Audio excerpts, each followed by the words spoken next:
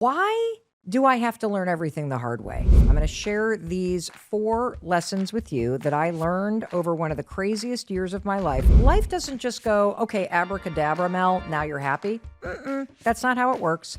You have to slow down. You don't change your life when you're moving a million miles an hour, especially if you want to be happier. You think, oh, I need balance. I need balance. Last year was the year that I finally realized, Mel, screw balance. Frustration is a very good thing. Yep, I said it. One final lesson. Ooh, I love this one. You ready? Hey, it's your friend Mel, and welcome to the Mel Robbins podcast. I love this time of year, and I love it because I just am automatically in a reflective mood, and I have been thinking a lot about the last 12 months and reflecting on the highlights and the hard parts and all the various things that happened over the course of the year. And I just wanted to take a minute and share 4 important life lessons that are top of mind for me right now after all this reflecting. And I don't know what it is about me, but why do I have to learn everything the hard way? Like literally, every lesson that I learn in life, for some reason, causes me to have to suffer. But I'm willing to do that if it means that you and I can take these lessons and use them to create a better life moving forward. And so that's what I'm going to do. I'm going to share these 4 lessons with you that I learned over one of the craziest years of my life. And here's my mission. I really hope that you not only have fun with me today, but I hope that I can save you the hassle and the heartache of having to learn these lessons the hard way too. So just try to embrace and consider what I'm saying as a simple truth about life. I'm not only going to share them, but I'm going to take the time to unpack every lesson. And I'm going to do that because I really, truly do not want you to have to torture yourself the way that I always torture myself. And before I jump into the 4 lessons, I thought a little context might be helpful. So if you've been listening to the last couple episodes of the Mel Robbins podcast, you know that lately your friend Mel, well, she's been forcing both you and me to slow down.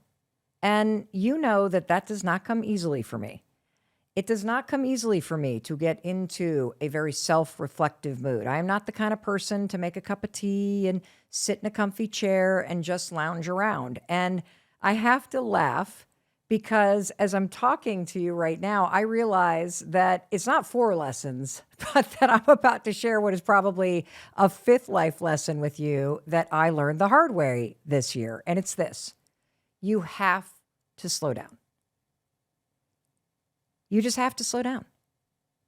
It is so easy and so tempting to move fast, isn't it?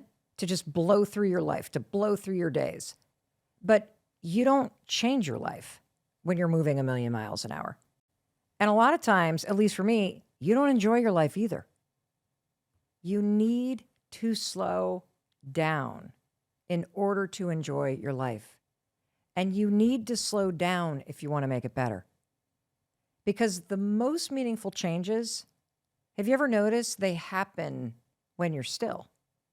And when I say the most meaningful changes, here's what I mean. I'm talking about the kind of changes that you force upon yourself. I'm not talking about what life does to you. I'm talking about the kind of changes that come from insight or inspiration that take a little bit of courage.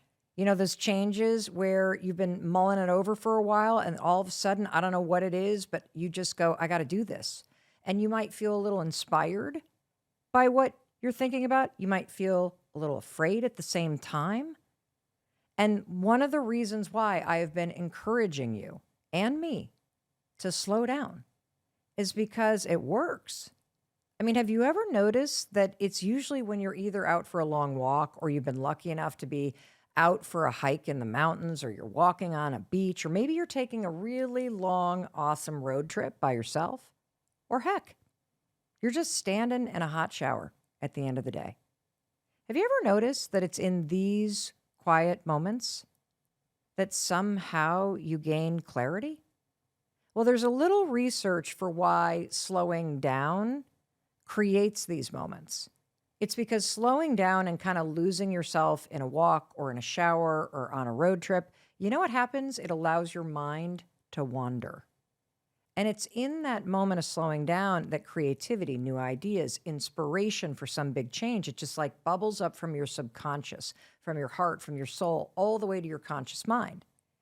And that's what I've been trying to make you and me do for the past few days. The last 2 episodes that I've released, they're designed to get you to slow down, to let your mind wander.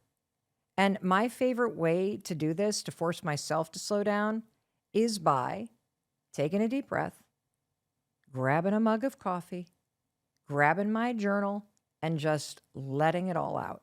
And I see that a lot of you have been doing this over the past week too, because just 2 episodes ago, don't worry if you haven't listened to it, it's there for you if you want to listen to it.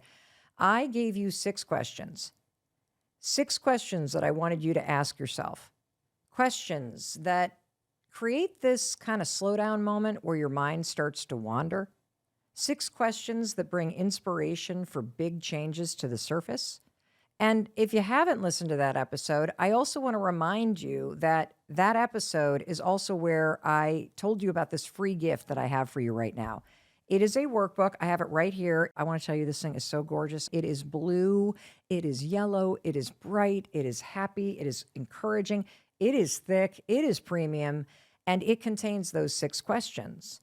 And it contains room for you to reflect. And that's not all that it contains. It also has a ton of material about setting and achieving goals according to the science. And if you haven't downloaded this, you can get this for free. It's 0 cost, just like the Mel Robbins podcast. Just go to melrobbins.com/bestyear. And I want you to slow down. And I want you to download this. And I want you to pour yourself into the pages of this workbook that I created for you because it acts as a companion to the episodes that I have released over the last couple days.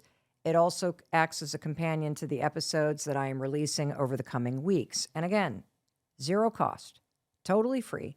It's just my way to say thank you. And it's also my way to support you in slowing down. I do want you to take the time to let your mind wander. I do want you to go a little deeper within yourself and within your heart. And I want to create an opportunity for you to figure out what you truly want in this next year of your life. I see a ton of you on social media taking photos of your workbook and sharing what you're learning. I love it. I love commenting. I love liking your posts. I love reposting your stuff. And so keep on doing that. Please make sure that you're generous this time of year and that you share these episodes with people that you love and that you get your friends and family a copy of this workbook too. One of the reasons why I'm so excited about this workbook and why I keep hammering you about it is because I think it's freaking amazing. And it is amazing and it's free. And it's also the exact same process that I've been going through personally and professionally for more than a decade. Every single year, I audit my year. And I always do that before I look ahead and create a plan, whether it's in my life or my business or my marriage. This is how I do this. So if you've ever wondered, how is Mel Robbins successful? How did she get where she is? This annual audit is a huge process of it. And what happens when you take the time to really reflect on the last 12 months of your life is you will realize there is a theme there. And it will also have these lessons for you personally that bubble up to the surface. And what I've noticed is that I love figuring out the lessons of my year because those lessons help me leapfrog from this past year that I just audited into the next year in an incredibly powerful way. And the workbook, it's an important tool that will help you do that. And so last year, I want to tell you what happened last year when I audited my year. So last year, 12 months ago, I did this exact same audit. I did not share a workbook with you. I just did the audit privately with my husband, Chris, and our kids. And it was very clear when I audited my year last year that there were 3 main lessons that emerged. Those lessons were from one of the hardest years of my life, and they became the foundation upon which I could do the work to become happier and more fulfilled this year. And the truth is that there are going to be years in your life where things are amazing and you're going to coast along and you're going to just hope that nothing changes. And then there are going to be years in your life where it is challenging and you're going through a period of major growth and you're exhausted. That was this past year for me. And then there are going to be the years in your life that nearly break you. For me, that was 2022. That was 2 years ago. And so when I did the audit last year and I reflected back on 2022, holy cow, I learned so much during that year that nearly broke me that I said to myself, that's it. No more of this crap. I have to make changes. And this next year has to be a year of healing and learning how to be happy. And so now here I am, 12 months later, and I'm looking back on that year where I committed to myself, Mel, you're going to do whatever the hell it takes to try to heal, to stop struggling so much, and to be happier. And that brings me to the 4 lessons that I learned this year as I tried to be happier, as I tried to heal, all of which came the hard way. And I'm going to share each one of them with you. And I'm also going to give you specific examples about how you can use them in your own life. And I really hope that you embrace these, okay? So lesson number 1. Lesson number 1 is about happiness. And the lesson is this: drop the sword. Mel, what the hell does that mean? I'll tell you what it means. Drop the sword means stop fighting against your own happiness. And you know, the interesting thing about life is that when you audit your year and you make a decision like I made a decision a year ago to go, this is the year I'm going to be happy. You know what happens? Life doesn't just go, okay, abracadabra, Mel, now you're happy. That's not how it works. Life then hands you all sorts of challenging situations so that you can learn how to be happy. And here's what I realized when I look back over the last 12 months. I realized how often I was the one who was fighting against my happiness. That I was the one that was like picking up a sword and just waiting for something to go wrong, that I'm bracing for it, that I'm ready for the fight. And I started to explore this concept with my therapist over the last 12 months. And that's where this term, drop the sword, came from. When I looked honestly at my life, I could see I always brought a sword to the fight. I could see that I was blocking my ability to allow happiness in. So what does that actually mean, Mel? Well, let me tell you. I want you to think about the visual of dropping a sword. Because if you're kind of holding a sword, like you got a sword up and you're gripping it and you got a tight grip and you're ready for battle, what does that feel like in your body? Well, you feel on edge, don't you? You feel tense. But when you visualize dropping the sword, something interesting happens. Your energy shifts. It softens. Your mindset changes because you're not bracing. And I was stunned by how powerful this example is visually. Because I don't think you realize, at least I didn't, how much you are blocking happiness from entering your life. You block it with your energy. You block it with your attitude. You block it based on the stories you tell yourself. That's what I was doing. So that's the lesson I'm sharing with you. And here's what I want you to do for just the next 24 hours. Just notice in any situation, do you have a sword? Are you bracing for what's about to happen next? And when you notice that you're in that stance, when you're in that energy, when you're in that mindset, just drop the sword. Don't be on the hunt for what's wrong. Stop assuming that things aren't going to work out. Stop complaining. Stop bracing when you see the phone ringing and it's your mother or it's your boss. What if you just allowed yourself to enjoy life? What if you softened in to this moment, into this day, into this year? Drop the sword. Because here's the thing. If you need it, you can pick it up. If you need to fight, if you need to brace. But the truth is, the majority of the time, you don't need the sword. Bracing when you walk into work blocks happiness. Bracing when you're standing in line and you want to order a coffee and it's taking a little longer because the person in front of you is buying 6 cups. Bracing blocks happiness. You don't need to be tense because somebody hasn't texted you back. And when you stop bracing and you stop like showing up to life like everything's a fight, when you stop being so mad at everything, you open up, you soften up, and you create room to let the good stuff in and to enjoy yourself. So that's lesson number 1. Drop the sword. Now, when we come back, I've got 3 more incredible lessons that I want you to hear from one of the craziest years of my life. So don't go anywhere because they're up next. Hey, it's your friend Mel, and do not skip this because I have something to give you for free. No kidding. Say goodbye to 2023. Let's say hello to 2024. Make it the best year ever. I have a free 29-page workbook. I made this for you to thank you for being here on YouTube, watching all of our videos, supporting our work. I'm going to help you answer what you want in 2024. And then more importantly, you're going to create a plan to go get it. Then I'll be here on YouTube motivating you every step of the way. You and me, baby. Let's create the best year ever. Just click the link.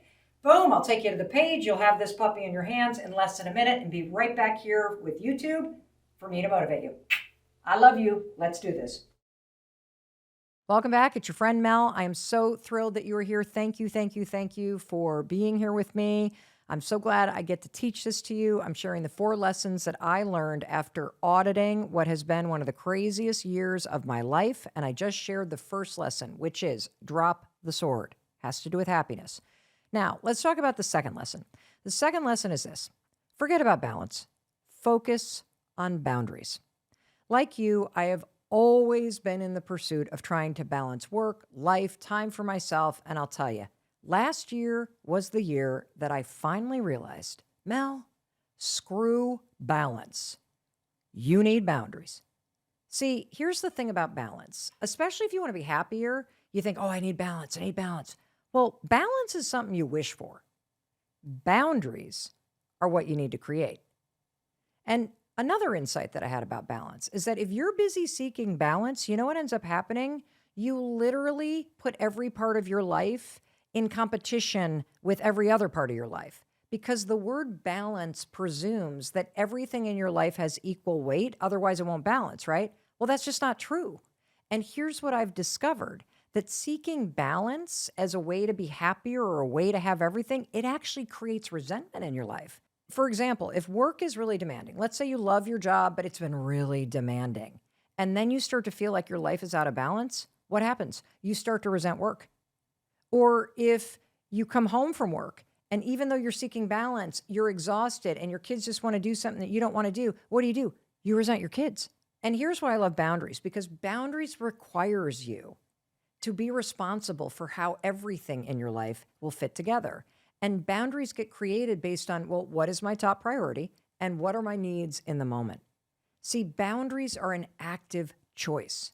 Boundaries require you to be self-aware. They require you to get in touch with what you value. And here's my biggest insight about really focusing on boundaries this year. Your boundaries are not for other people. They're not for anybody else. You create boundaries for you. I want to say this again. Your boundaries are for you because boundaries are where you are saying yes and where you say no. Boundaries highlight what's important to you and what's not important to you. And here's the other big takeaway I learned about boundaries. People are not mind readers. Boundaries only work if you're willing to communicate them.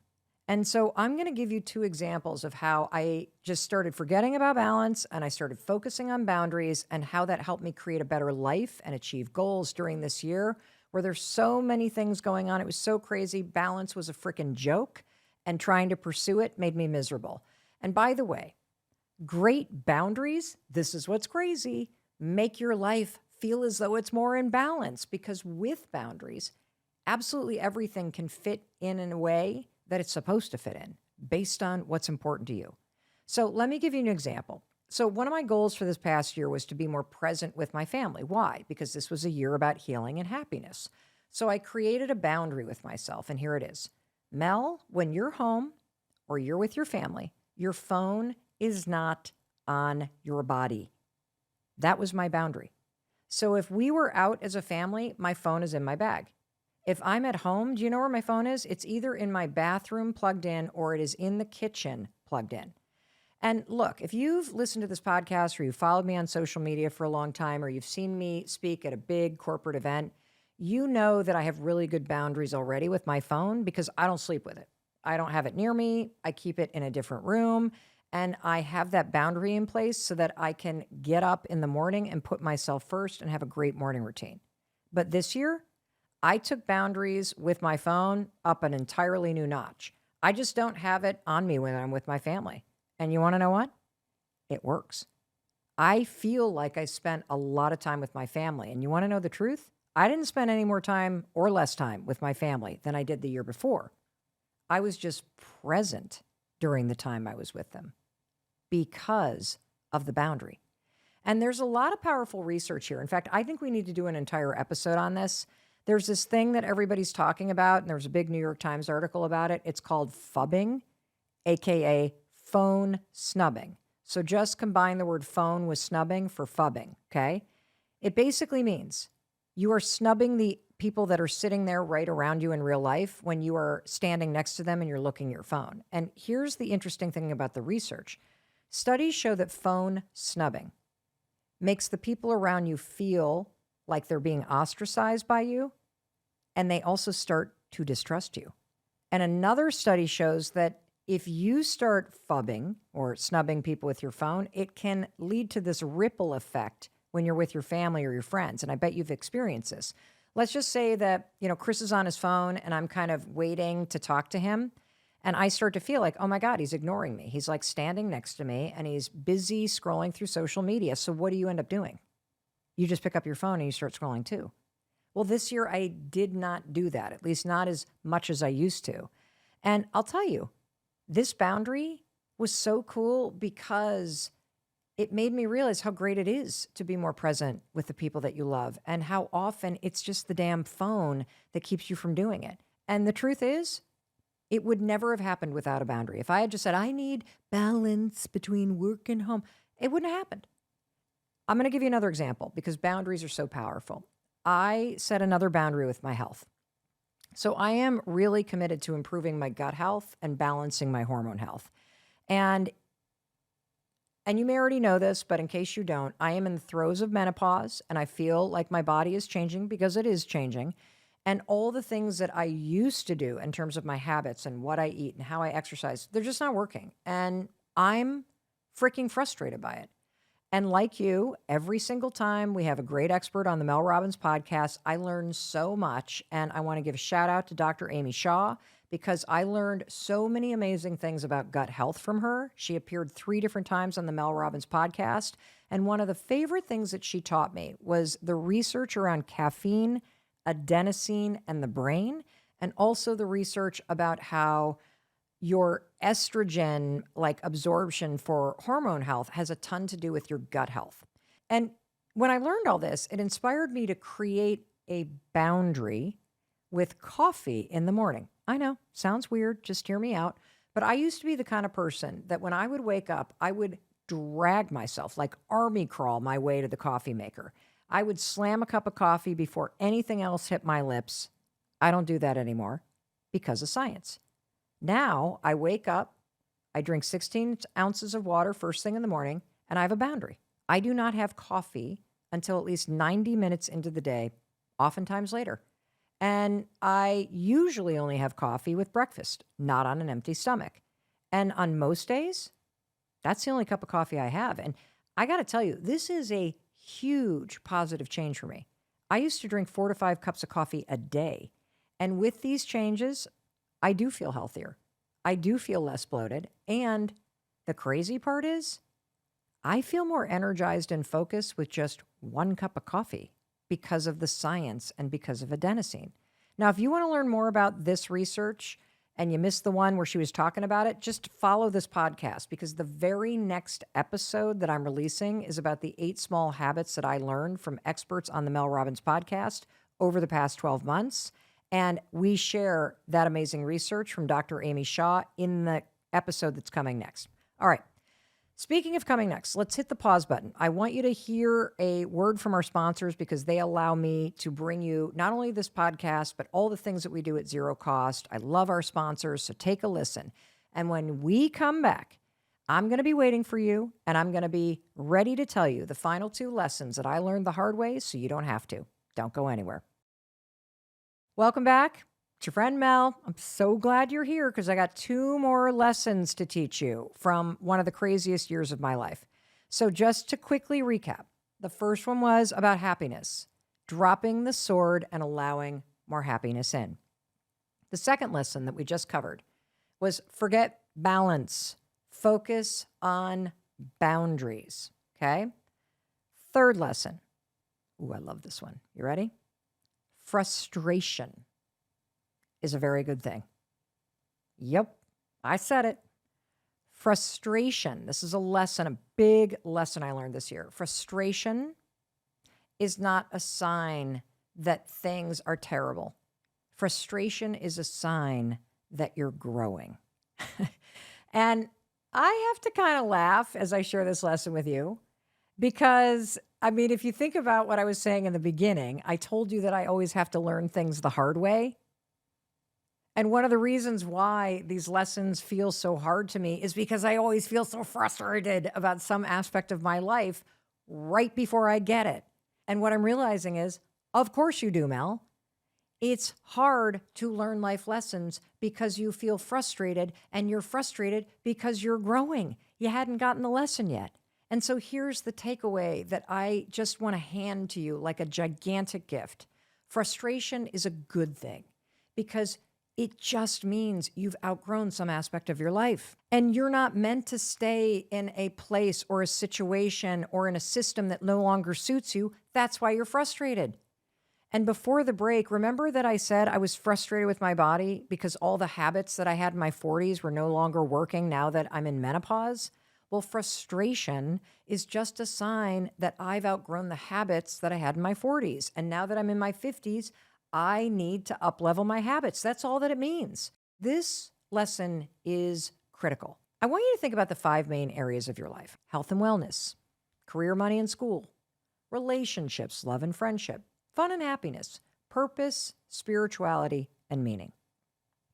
Anytime you feel frustrated with your health or work or school or money or with any relationship or even with the sense of just that something's missing, that sense of not having purpose. Let me tell you, that frustration that you're feeling is good. You're not going to stay stuck there. You only have frustration because you've outgrown something. That's it. So stop making it so personal. Stop telling yourself you're broken. You're not broken. You've just outgrown something. And when you make frustration personal, like something's wrong, no, something's got to change. Stop aiming it at yourself. Frustration is just a signal that something isn't working. And boy, I have felt frustrated most of this year. And looking back, I now know why. And it's kind of ironic that I felt frustrated on the year I was working on healing and happiness, but it is what it is. Here's why I felt frustrated. Because this was a year of hyper growth for me, especially at work. And so let's apply the lesson. If you think about frustration as a good thing, that's kind of step one. Now what you can do is you can look for what is the opportunity to grow. I want you to follow a method that I use. I created this. I call it the 3 Ps. You ready? The 3 Ps stand for project, process, people. So in any area of your life where you're frustrated, number 1, turn this into a project. Do not make this personal. Frustration is a sign you've outgrown something. So you're going to turn it into a project, okay?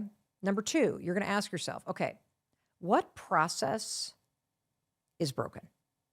And a process is the way in which you're doing something. It could be the way you communicate. It could be the way that you organize yourself at work. It could be the way that you operate in a meeting. It could be any process that you're in. And there is a process when you're frustrated that you have been following that just no longer works for you. It doesn't match where you're going. That's why you feel frustrated, because the process is stunting something about your growth. The 3rd P, I want you to look around at the people that you're around. And here's the catch. The most important person in the equation when you're frustrated is you. And so you're going to ask yourself, am I frustrated because I've outgrown the people that I'm around? Or am I frustrated because I've outgrown the dynamic? So let me give you a personal example. So our daughter Kendall just flew home from Los Angeles literally yesterday, and she's 23, and she and I are so similar. And if you listen to any of the family episodes, particularly the one where we shared 4 secrets of a successful relationship, what I learned from a fight with my daughter, that's the one where you were like, laughing at each other, like fighting like this and whispering so that we didn't. Rah, rah, rah, rah. Well, sure enough, she was here for about an hour and we were already at each other. And I am so frustrated by our dynamic. It has been this way for years. Here's what it means. It just means that there's something that I need to shift in the process of how the two of us interact with one another. And guess what? If I focus on myself, there are so many things that I can do. I can drop the sword, right? So I can stop bracing, which shifts the energy, which softens me. I can use the let them theory. That's a great way not to get pulled into the dynamic and to create space for something else. Here's another example of an area that I've been frustrated with. Work. I worked way too much this year. I talked a lot about this, but let me just share a little bit. I never expected the podcast to be this successful out of the gate. I mean, it was not like the big goal. My goal this past year was like happiness and healing. I was not like, I'm going to work like crazy and dominate and that's not what happened. And the truth is, I even feel bad feeling frustrated about it because I love this podcast. I love working with my team on this podcast. I love talking to you twice a week. And I hate that it has been very frustrating.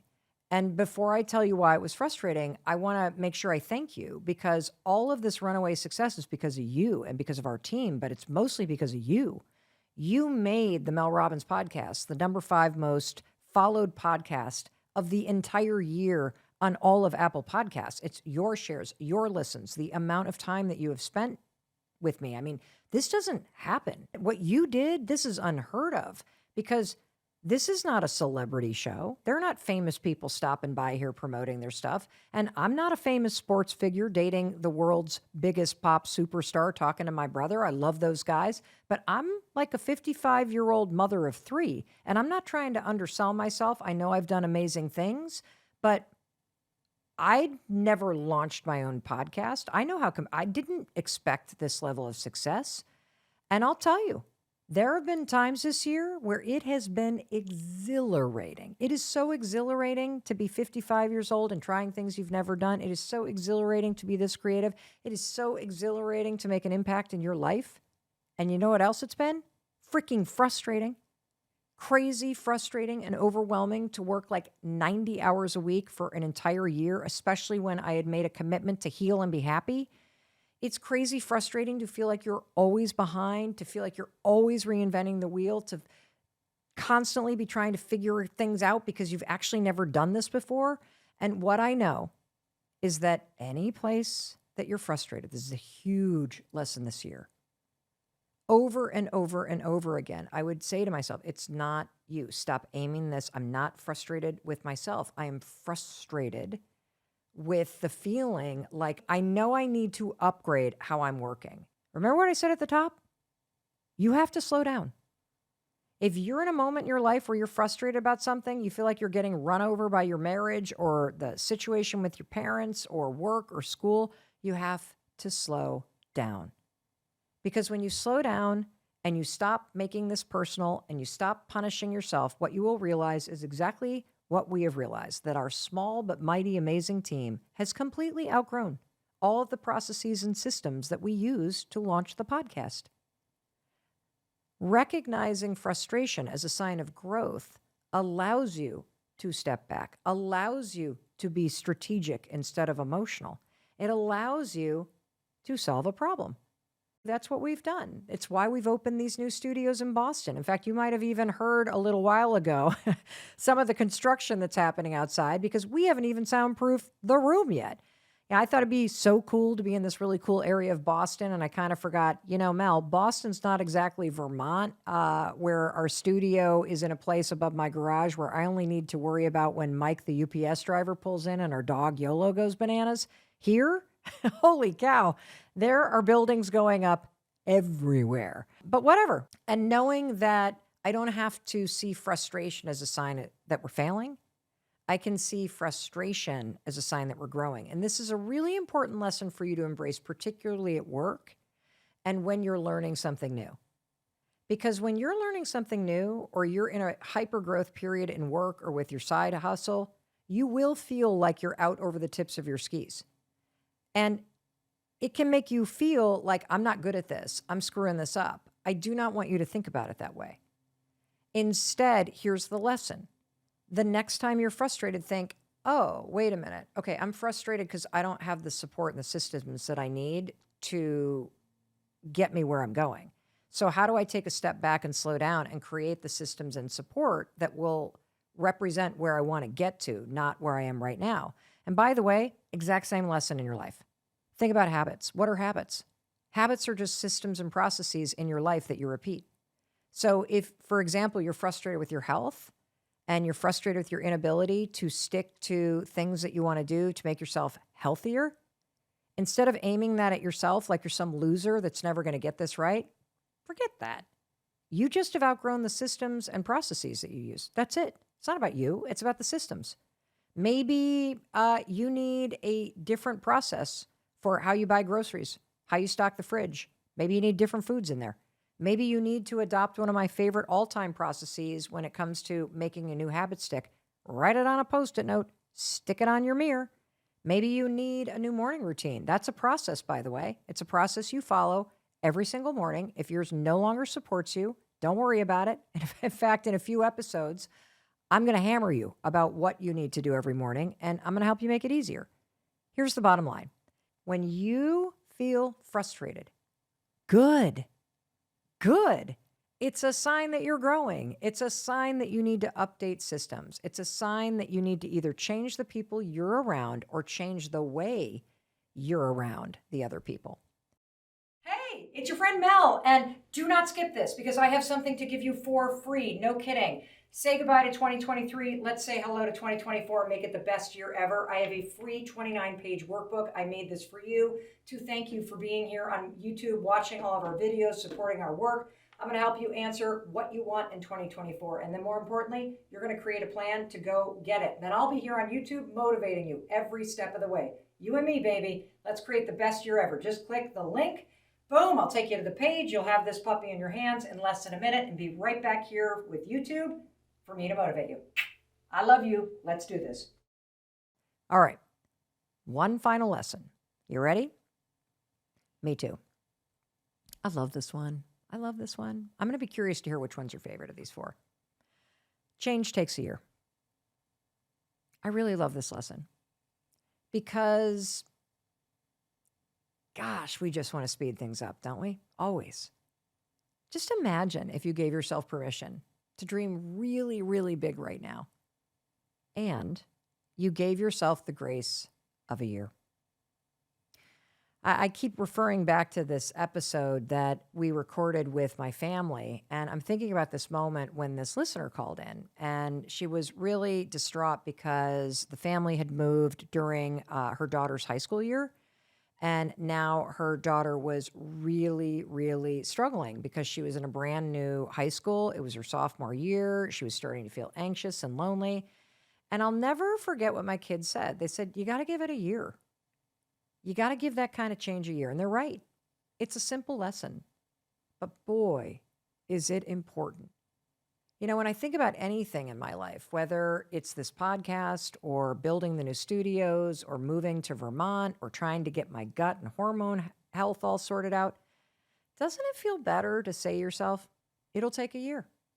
It'll take a year of stopping and starting, a year of figuring this out, a year of learning, a year of experimenting with systems or processes. So whether right now you're making a big change in school or you're trying to make new friends or you're at a new job or a new business or you've moved to a new city or there's anything in your life that you really want to change for the better, give yourself a year because your whole life can change in a year. And when you get serious about what you want, and you get intentional about what systems and processes you create to support that change, whether these are systems at work or the habits that you have in your daily life, you will change your whole life in a year. I mean it. And I want to remind you, if you haven't gone to melrobbins.com, best year, and downloaded this amazing free science-backed resource. I love this thing. We poured our hearts into this thing for you. Do it now. Don't step into the next 12 months of your life without stopping and slowing down and reflecting and auditing the last 12 months and grabbing those lessons That's how I do it. I leapfrog from one year to the next on the back of the wisdom from the last one. And I love having this podcast because now I can share all of that with you. But I want you to mine your life. Look at the ups and downs. Look for your own wisdom. Look for the inspiration and the clarity that is going to come to mind when you slow down and you answer these questions. And I am telling you, the workbook will help you. And you know what else will help you? Do this with someone else. Share this episode with somebody that you love, with your entire family, because you will be surprised at how amazing it is when you dig deeper together. And also make sure to follow the show so that when the next episode drops, you don't miss a single thing. The next 3 episodes, they build on this conversation you and I are having right now. And those episodes are designed to set you up to make this year one of the best years of your life, to take all the lessons from this last one and boom, leapfrog you forward. And I believe, honestly, that if you take the time, you slow down and you really dig in with that workbook, you will get clear about what you want and why you want it. You will drop the sword and you'll open up and create more space for happiness. You'll know what boundaries you need to create that align with what you want this year and who you're becoming.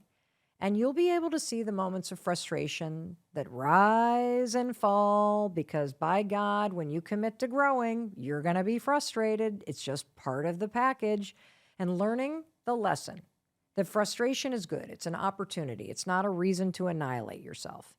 You take all those things, you give yourself a year, I promise you, you're going to be shocked at how much happens in the next 12 months because I know I always am. And one of the things that doesn't shock me, though, is that it is one of the greatest joys of my life to be here with you twice a week on this podcast and every day on social media. I feel like, we're walking side by side, cheering on one another every step of the way. And that's why I want to make sure to tell you, in case no one else tells you today, I love you and I believe in you. And I believe in your ability to find all the wisdom in your life and let it inspire and empower you to having the best year ever. I'll talk to you in a few days. Thanks for watching here on YouTube. And if you loved this episode of the Mel Robbins podcast, you're going to want to watch this one next. It's awesome.